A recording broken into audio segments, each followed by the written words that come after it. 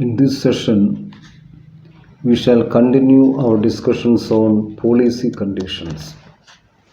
So in our previous session, we concluded by discussing the first three conditions, that is, conditions relating to commencement of risk, conditions relating to premium, then conditions relating to continuation of policies.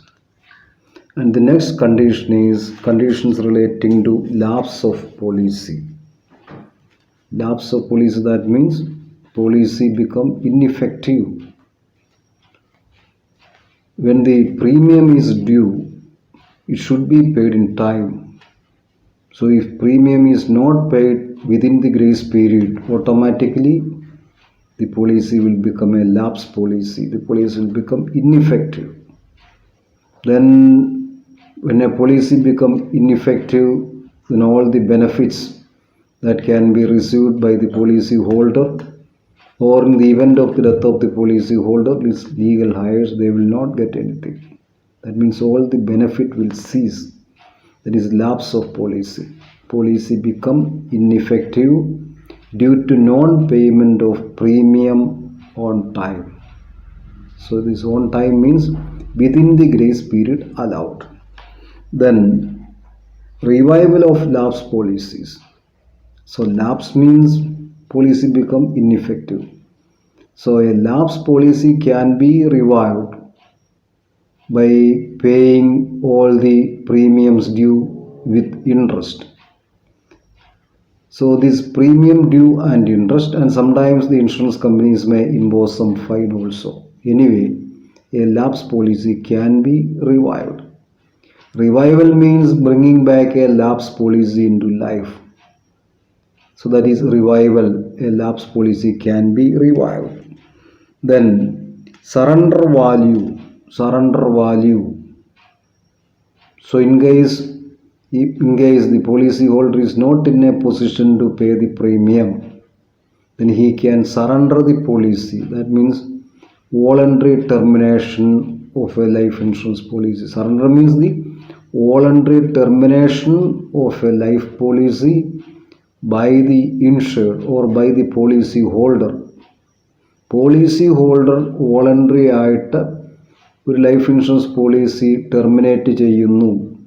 അങ്ങനെ terminate ചെയ്ത് കഴിയുമ്പോൾ the amount paid on voluntary termination of A life policy is known as the surrender value.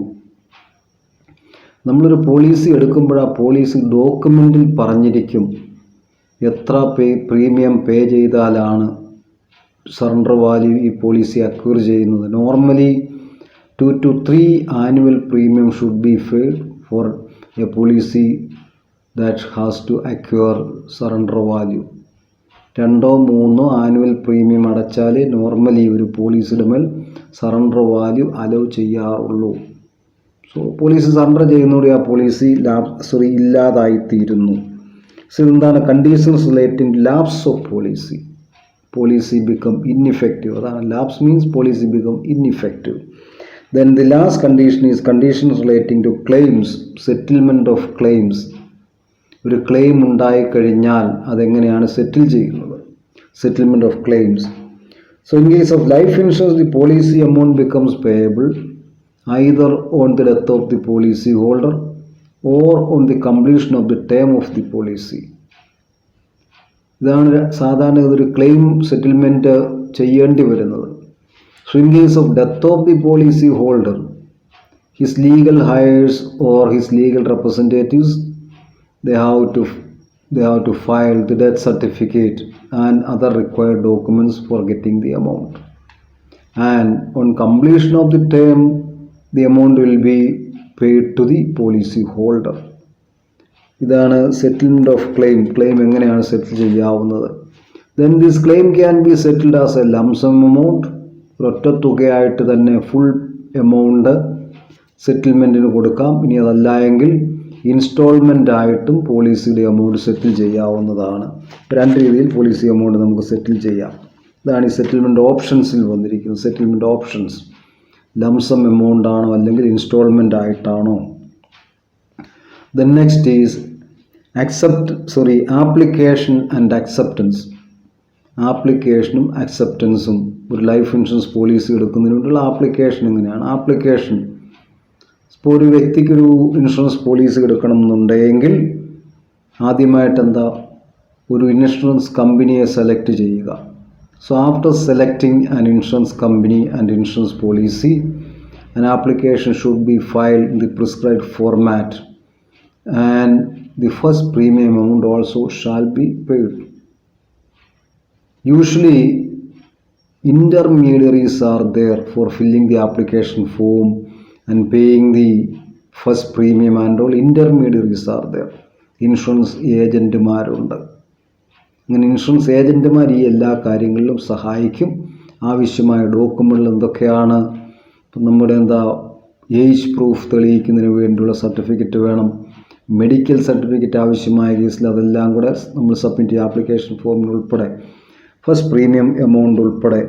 അപ്പം ഇനി ഈ ആപ്ലിക്കേഷൻ്റെ കൂടി എല്ലാ കാര്യങ്ങളും ആപ്ലിക്കേഷനകത്ത് കറക്റ്റായിട്ട് കൊടുത്തിരിക്കണം. ആപ്ലിക്കേഷൻ നമ്മൾ ഫില്ല് ചെയ്യുമ്പം എല്ലാ കാര്യങ്ങളും, all the material fact should be fully disclosed in the application form. അങ്ങനെ ഒരു ആപ്ലിക്കേഷൻ ഫോം കൊടുത്തു കഴിഞ്ഞാൽ ഇൻഷുറൻസ് കമ്പനി അതിൽ ആവശ്യമായ പ്രോസസ്സിംഗ് ഒക്കെ നടത്തിയതിന് ശേഷം, if the insurance company find that everything is in proper, everything is in order, then they may accept, അവർ ആപ്ലിക്കേഷൻ അക്സെപ്റ്റ് ചെയ്യും.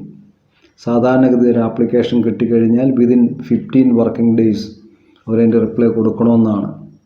ഇനി ഇങ്ങനെ ഒരു ആപ്ലിക്കേഷൻ അക്സെപ്റ്റ് ചെയ്ത് കഴിഞ്ഞാൽ the insurance company will issue a policy document to the applicant.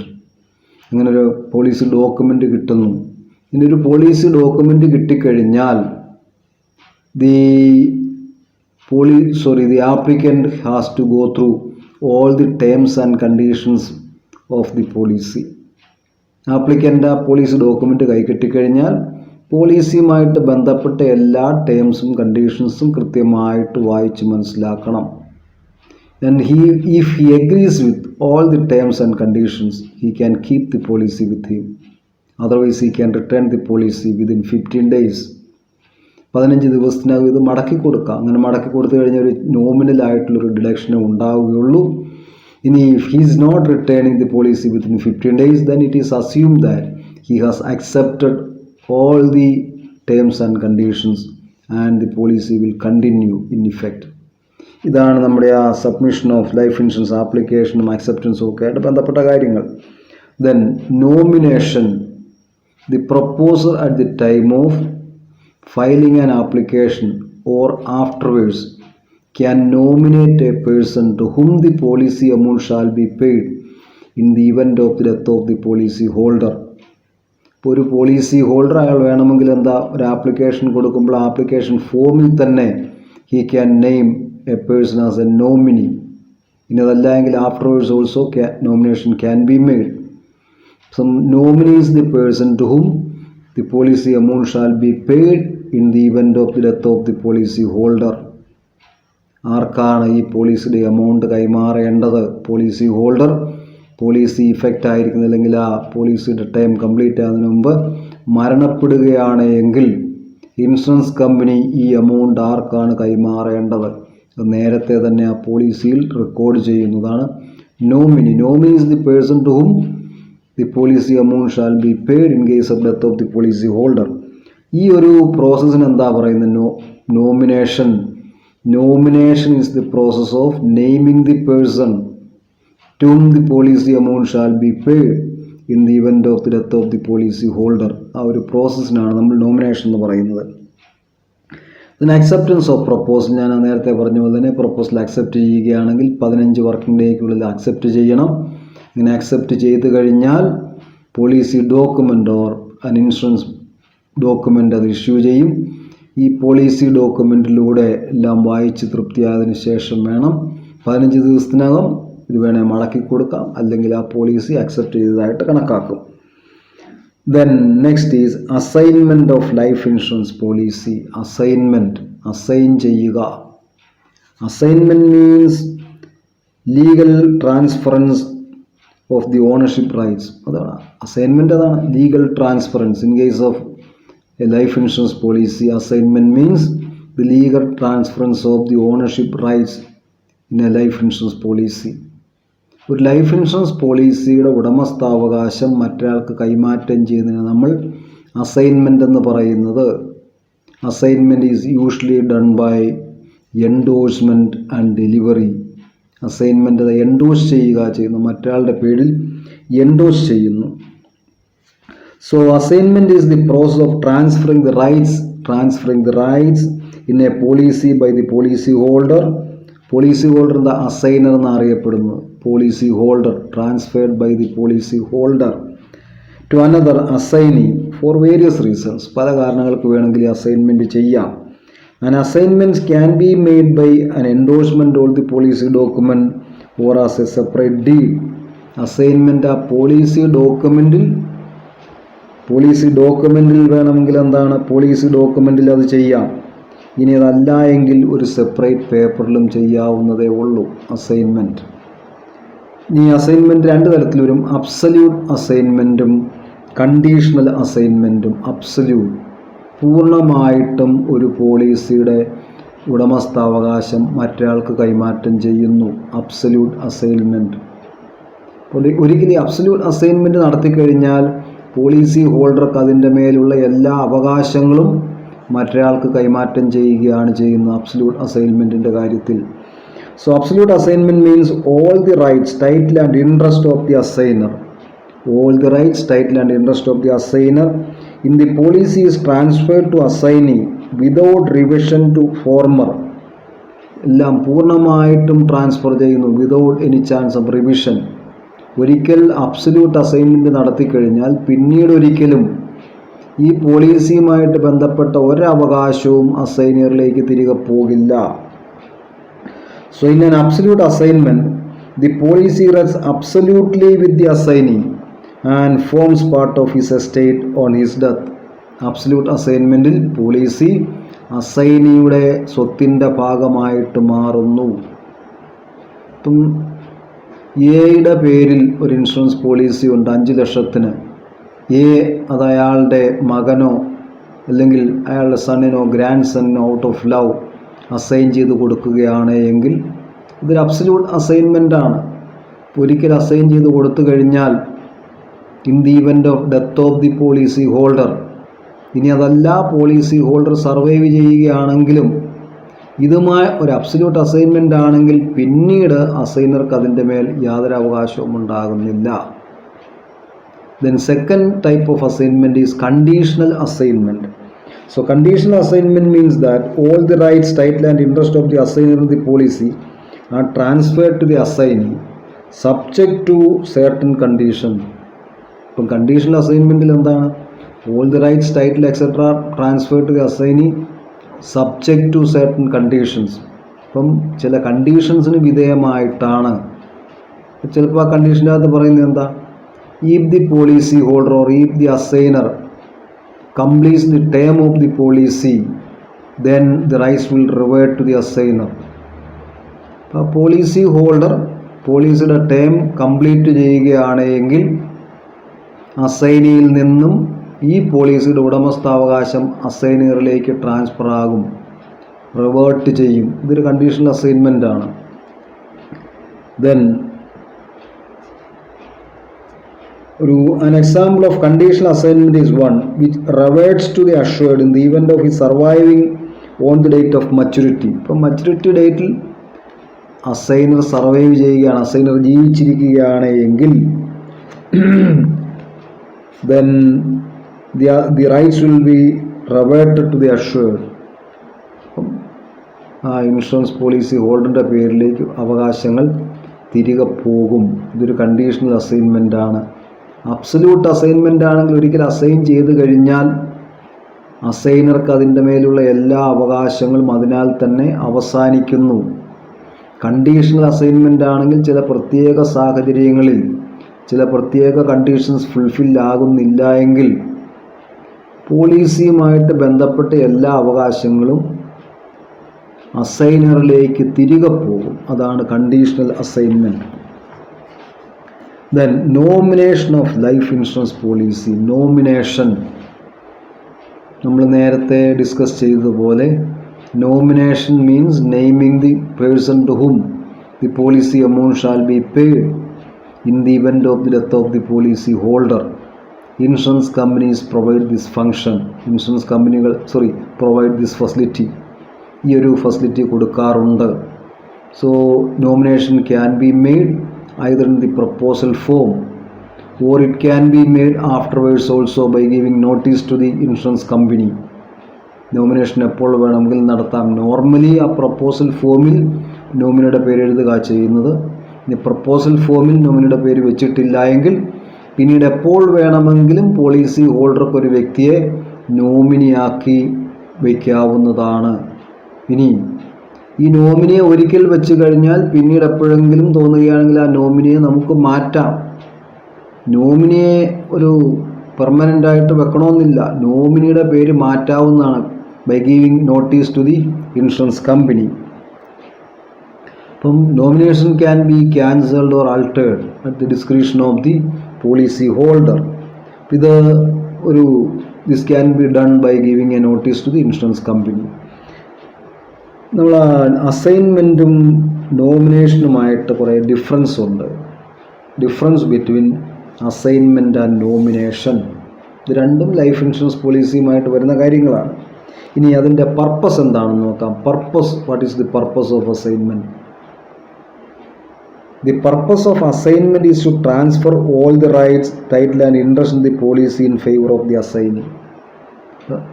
The purpose of assignment is to transfer all the rights, interest and title of the assigner to the assignee. But in case of nomination, the purpose of nomination is to name the person to whom the policy amount shall be paid in case of death of the policy holder. അപ്പം രണ്ടിനെയും പർപ്പസിന് വ്യത്യാസമുണ്ട്. ഒന്ന്, പോളിസിയുമായിട്ട് ബന്ധപ്പെട്ട അവകാശങ്ങൾ transfer ചെയ്യുക. നോമിനേഷനിൽ എന്താ പറഞ്ഞിരിക്കുന്നത്? In the event of the death of the policy holder to whom the policy amount shall be paid. So purpose is entirely different. Secondly, effect. So the effect of the assignment is that the property in the പോളിസിയുടെ ഉടമസ്ഥാവകാശം, the effect of assignment is that the property in the policy is transferred from the assigner to the assignee. But the effect of nomination is that the property in the policy remains with the insured or policy holder during his lifetime. Then the nominee has only the beneficial interest in the policy. So നോമിനേഷനിൽ നോമിനിയുടെ interest എന്ന beneficial interest ആണ്. നോമിനിയുടെ interest ഉണ്ടാകുന്നത് policy ഹോൾഡറിൻ്റെ മരണശേഷമാണ്. Then mode of operation. Assignment may be made either by endorsement on the policy itself or by a separate deed. Assignment ആ പോളിസിയിൽ endorse ചെയ്ത് വേണമെങ്കിലും ചെയ്യാം, അല്ലെങ്കിൽ ഒരു സെപ്പറേറ്റ് ഡീഡ് നടത്തി മറ്റൊരു എഗ്രിമെൻറ്റിലൂടെയും ഈ അസൈൻമെൻറ്റ് നടത്താവുന്നതാണ്. But nomination is made either by mentioning the name of nominee in the policy. Nomination എന്താ? പോളിസി എടുക്കുമ്പോൾ നോമിനിയുടെ പേര് മെൻഷൻ ചെയ്യുകയോ അല്ലെങ്കിൽ പിന്നീട് ഒരു സെപ്പറേറ്റ് നോട്ടീസിലൂടെ നോമിനിയെ വയ്ക്കാവുന്നതാണ്. നോമിനിയെ നമ്മളെന്താ സാധാരണഗതിയിൽ പോളിസി ആപ്ലിക്കേഷൻ ഫോം കൊടുക്കുമ്പോൾ അതിൽ തന്നെയാണ് നോമിനിയുടെ പേര് വയ്ക്കാനുള്ളത്. Then right of disposal right. In case of assignment, the assignee has the right to dispose. അസൈനിക്ക് ആ പോളിസി ഡിസ്പോസ് ചെയ്യാനുള്ള അവകാശമുണ്ട്. In case of assignment in any way he likes. So in case of assignment, the assignee has the right to dispose. Assignee can dispose the policy in any way he likes. But in case of nomination, the nominee gets the right to dispose only on the death of the policy holder. നോമിനിയെ സംബന്ധിച്ചിടത്തോളം policy dispose ചെയ്യാനുള്ള right കിട്ടുന്ന policy holder മരിക്കുമ്പോഴാണ്. Assignment complete ആയിക്കഴിഞ്ഞാൽ അസൈനി താല്പര്യപ്പെടുന്ന വിധത്തിൽ dispose ചെയ്യാവുന്നതാണ്. Then റിവോക്കബിലിറ്റി. So assignment is irrevocable. except is made in respect of loan granted. Assignment is irrevocable. ഒരിക്കൽ എന്ന് പറഞ്ഞാൽ അത് ഇറിവോക്കബിൾ ആണ്, അത് പിന്നീട് പിൻവലിക്കാൻ പറ്റില്ല. Except in the case of assignment as A security for A loan. ഒരു ലോണിന് സെക്യൂരിറ്റി ആയിട്ടാണ് അസൈൻമെൻറ്റ് നടത്തിയിരിക്കുന്നതെങ്കിൽ ആ ലോണിൻ്റെ പേയ്മെൻറ്റ് ഫുള്ളായി കഴിയുമ്പോൾ ഫിനാൻഷ്യൽ ഇൻസ്റ്റിറ്റ്യൂഷൻ ഒരു ബാങ്ക് എന്താ അവരത് റീഅസൈൻ ചെയ്ത് കൊടുക്കും. ദെൻ റിവോക്കബിലിറ്റിയെക്കുറിച്ച് അതാ പറഞ്ഞിരിക്കുന്നത്. ദെൻ കൺസിഡറേഷൻ, എന്തിനെങ്കിലും പകരമായിട്ട് വേണോ. In case of assignment it must be supported by consideration except for mutual love and affection. except for mutual love and affection, assignment should be supported by consideration. Natural love and അഫെക്ഷനുമായിട്ടല്ലാതെ മറ്റെല്ലാ അസൈൻമെൻറ്റിലും ഇതിന് പ്രോപ്പറായിട്ടുള്ളൊരു consideration വേണം, എന്തിനെങ്കിലും പകരമായിട്ടായിരിക്കണം. But nomination need not be supported by a consideration. Nomination ഒരിക്കലും consideration ഉണ്ടാകണമെന്നില്ല. അസൈൻമെൻറ്റിന് സാധാരണയായിട്ട് കൺസിഡറേഷൻ ഉണ്ടാകും. ഇനി അതല്ല എങ്കിൽ assignment should be made out of natural love and affection. Next is witness. So in order for an assignment to be valid, ഒരു assignment valid ആകണമെന്നുണ്ട്, ഇറ്റ് മസ്റ്റ് ബി വിറ്റ്നസ്ഡ്. ഒരു അസൈൻമെൻറ്റ് വാലിഡ് ആകണമെന്നുണ്ടെങ്കിൽ ആ അസൈൻമെൻറ്റിന് സാധാരണഗതിയിൽ 2 വിറ്റ്നസ്സുമാർ വേണം. But nomination doesn't require witness. നോമിനേഷന് വിറ്റ്നസ്സുമാരുടെ ആവശ്യമില്ല, അസൈൻമെൻറ്റിന് വിറ്റ്നസ് വേണം. Right to sue. An assignee has the right to sue under the policy but nominee has no right to sue. ഒരു പോളിസിക്ക് വേണ്ടി അല്ലെങ്കിൽ പോളിസിയുടെ ഉടമസ്ഥനായിട്ട് അസൈനിക്ക് ആ പോളിസിയുമായിട്ട് ബന്ധപ്പെട്ട കേസുകൾ കൊടുക്കാം. നോമിനിക്ക് അങ്ങനെ ഒരു റൈറ്റ് ഇല്ല. So an assignee has a right to sue under the policy but a nominee has no right to sue under the policy. Then minor. If the assignee is a minor, a guardian is to be appointed for the assignee. Assignee ഒരു minor ആണ് എങ്കിൽ a guardian has to be appointed for the assignee. But in case of nomination there is no such rule. നോമിനേഷൻ്റെ കാര്യത്തിൽ ഒരു ഗാർഡിനെ വെക്കേണ്ട കാര്യമില്ല. ഒരു മൈനറുടെ പേരിലാണ് അസൈൻ ചെയ്ത് കൊടുക്കുന്നതെങ്കിൽ മൈനറിൻ്റെ ഗാർഡിയനായിട്ട് ഒരാളെ അപ്പോയിൻറ്റ് ചെയ്തിരിക്കണം. Death. So in case of conditional assignment ആണെങ്കിൽ, in case of conditional assignment, if the assignee dies, conditional assignment assignee മരിക്കുകയാണെങ്കിൽ the right under the policy reverts to the policy holder or the rights under the policy reverts to the assigner in case of death of the conditional assignee. ഒരു conditional അസൈൻമെൻറ്റിൽ conditional അസൈനി മരിക്കുകയാണെങ്കിൽ ആ പോളിസിയുടെ എല്ലാ അവകാശങ്ങളും അസൈനറിലേക്ക് തിരികെ പോകും. Then, if an absolute assignee dies, the right under the policy goes to the legal representatives of the assignee. ഇനി absolute അസൈനിയാണ് മരിക്കുന്നതെങ്കിൽ ആ പോളിസിയുമായിട്ട് ബന്ധപ്പെട്ട അവകാശങ്ങൾ അസൈനിയുടെ ലീഗൽ ഹയേഴ്സിലേക്കാണ് പോകുന്നത്. കണ്ടീഷണൽ അസൈൻമെൻ്റ് ആണെങ്കിൽ അസൈനി മരിച്ചു കഴിഞ്ഞാൽ പോളിസിയുമായിട്ടുള്ള എല്ലാ അവകാശങ്ങളും അസൈനറിലേക്ക് തിരികെ പോകും. But in case of a nominee's death the nomination become ineffective. ഇനി നോമിനി മരിച്ചു കഴിഞ്ഞാൽ നോമിനേഷൻ ഇൻഎഫക്റ്റീവ് ആകുന്നേ ഉള്ളൂ.